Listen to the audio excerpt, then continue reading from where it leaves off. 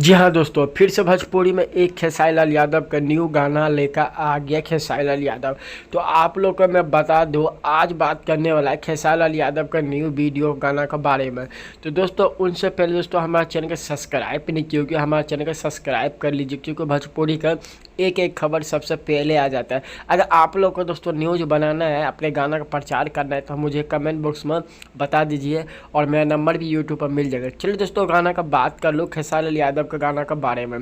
तो दोस्तों फिलहाल खेसारी लाल यादव का गाना एक बहुत धमाका लेकर आ रहा है, जो मैं स्क्रीन पर पहले से भी चला कर रखा हूँ।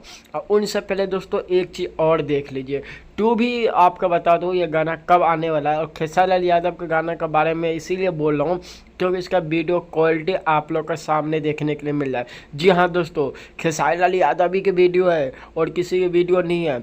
और उनसे पहले दोस्तों हमारे चैनल के वीडियो का लाइक नहीं किया, वीडियो का लाइक कर लीजिए, अपने दोस्तों में शेयर कर दीजिए, क्योंकि भोजपुरी के एक एक खबर हमारे चैनल पर मिल जाएगा। कल सुबह 6:30 बजे गाना